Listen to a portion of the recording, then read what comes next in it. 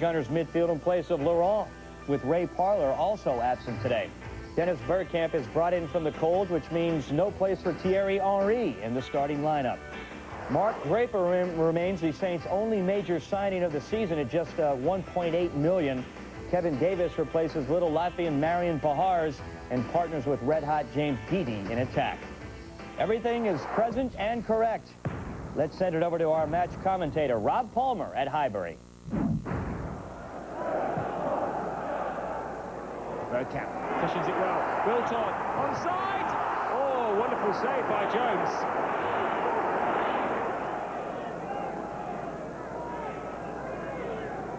6.5 hours now without a goal from open play for Arsenal. Oh, Davy hits the post. Rimondi! And still they can't get that vital goal. Wilton. Sylvania. It's 2-on-2 in the centre. Bergkamp lingers at the far post. Oh no, it just will not go in. I think there's some kind of gypsy's curse over the Arsenal players' heads. Oh, there's a cry from the Arsenal fans at the ball across the line there, but I think they're claiming anything at the moment. Sylvania. It's been difficult for Arsenal to stick to their footballing principle as they pre-laid plans by Arsene Wenger as they become desperate in search of a goal. Young back. Fair shot. Jones stretching. Kian.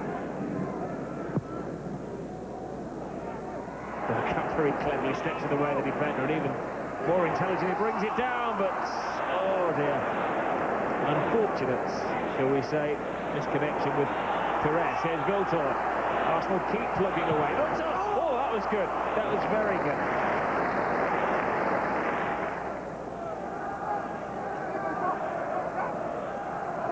Everybody but Manninger is in and around the Southampton penalty area. Adams is there. Kanu tries to turn. It just will not go in. Henry. Kanu. Great ball through. Lundberg plays it in. Nobody there. For Henry. Still no goal.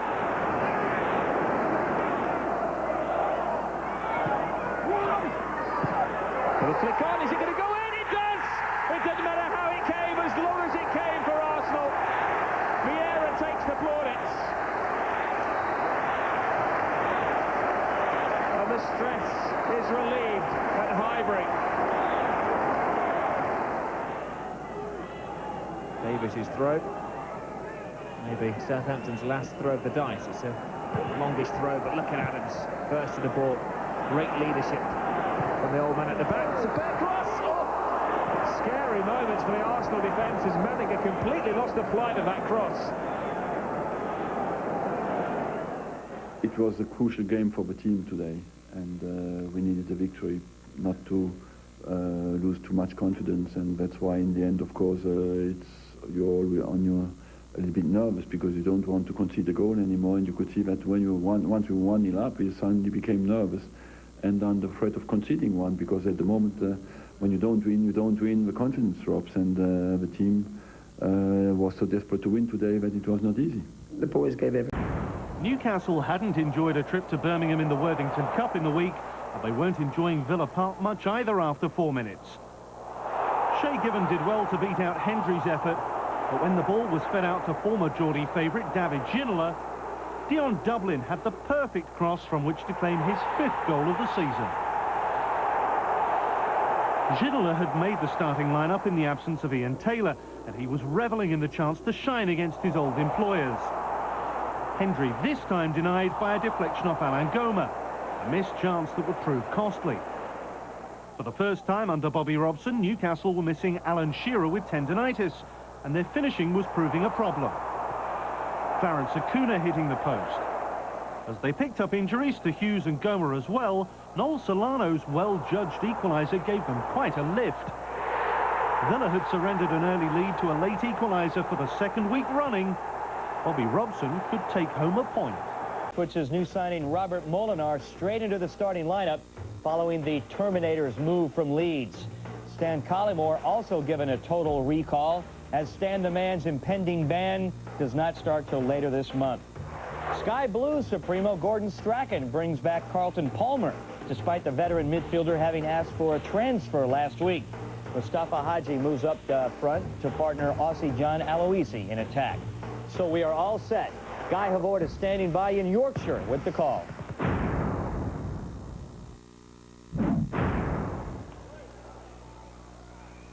Windass. We had one effort from distance, and there's another. Collymore. What a miss. What a miss.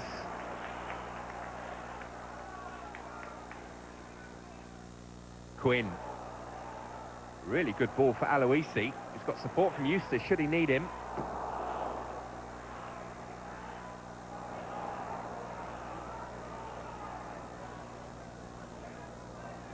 Aloisi let it run. Now he runs. Hadji finds him. John Aloisi. At last, Coventry have scored, and John Aloisi, who missed chances in the first half, has kept his nerve at a vital moment.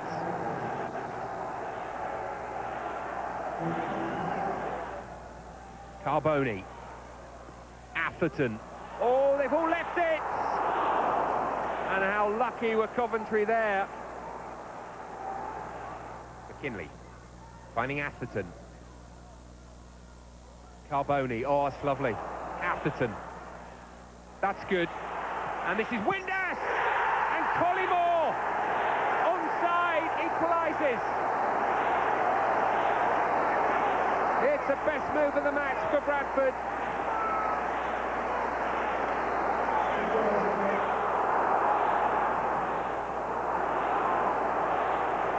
Beagrie.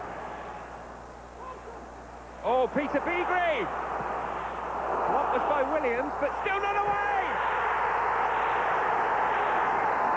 Peter Beagrie, the substitutes! Incredible turnaround at Valley Parade!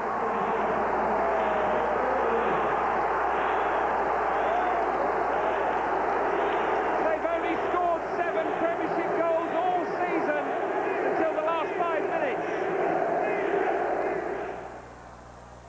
Collymore. McKinley. Carboni. Benito Carboni! Collymore! Offside this time. Offside this time. Not that that one will probably matter. Great skills by Carboni. Suffolk, a bit different from the San Siro.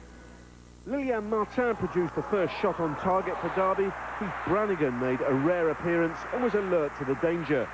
But soon afterwards, Ipswich were caught out.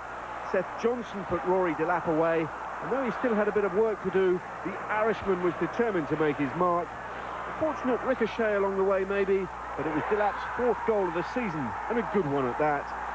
He'll have been delighted after missing chances in the Worthington Cup tie at Fulham in midweek.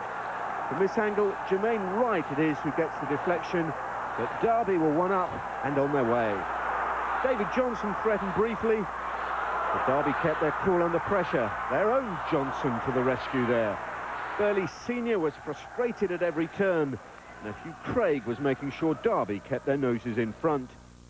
Second half, Mark Venus burst through on a powerful run, but there was no way past Martin Poom. Then from a deep cross, James Scowcroft's header flashed wide. Now Ipswich had scored in every Premiership game this season so far, and they really should have maintained that record, but John McGreal wasted their best opportunity, and that was that. A first home defeat for Ipswich, the curse of the Manager of the Month award had struck again. But for Smith's Derby, a welcome first away win, a real confidence boost.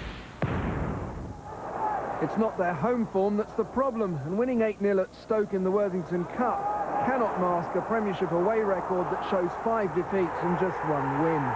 Still, this was a home game, so Liverpool had few problems, particularly once Mark Fish had turned Christian Ziegler's cross into his own net. Richard Rufus and Emil Heskey were having quite a tussle. Heskey thought he should have had a penalty, but he raised his hands, and Charlton boss Alan Kirbishley, for one, thought it was worth a card. An even firmer shove did see Heskey find his way into referee Rob Stiles' little book, which put the earlier incident into a different light. Heskey very close to being sent off for the second time this season.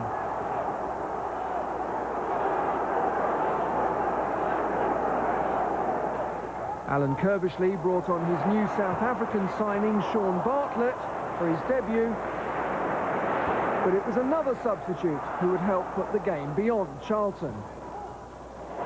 Vladimir Smica's measured cross gave Emil Heskey the opportunity to move into double figures. His 10th Premiership goal of the season and his 12th in total. Kirbishley's comments about a possible red card for Heskey were becoming all the more relevant. Marcus Babbel made it 3 with a remarkably similar goal, his first in the Premiership, following his first for Liverpool in that win at Stoke.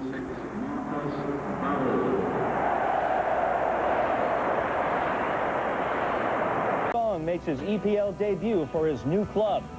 French striker Kaba Diawara also gets a chance to stake his claim for a regular starting role.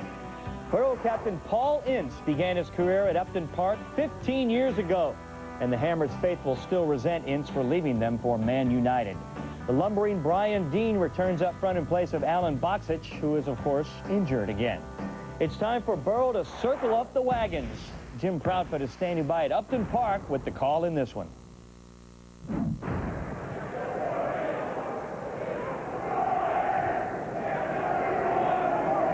Song. A nervous ball forward from one of the defenders. Neither side have been able to stick a decent move together, with the one exception of that West Ham break down the right-hand side. Maybe this will be a second opportunity. Sinclair played in Lampard, and now Diawara! The Middlesbrough defence unlocked as it has been so many times in recent weeks.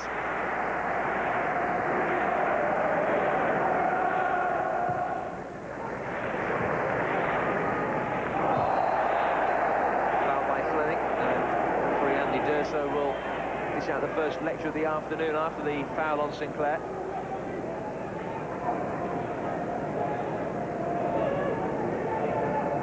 No caution though for the Irishman. Does give West Ham a chance to get their heavy artillery forward, and Stimac is taking the free kick quickly and brilliantly. The finish less brilliant from Sinclair.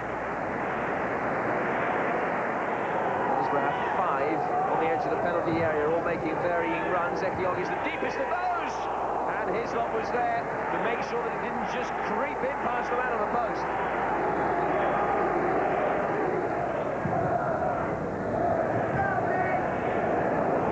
Misguided header from Fester.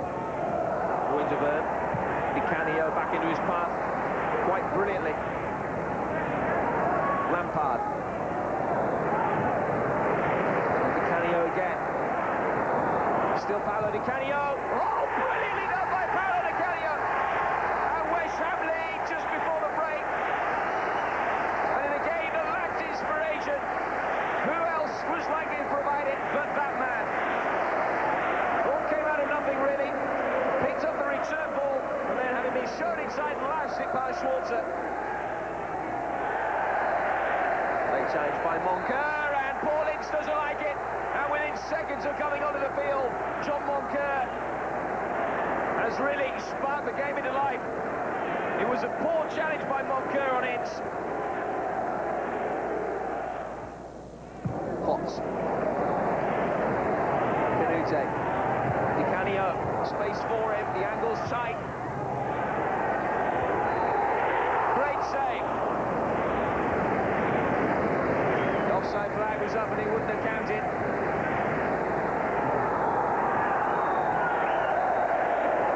Down when Mustoe stumbles, and all of a sudden it's 3 against 2, and real problems for Middlesbrough. Ekiong has brought down Di Canio, and Hugo Ekiong is going to be the first player ever to be sent off in a game between Middlesbrough and West Ham United.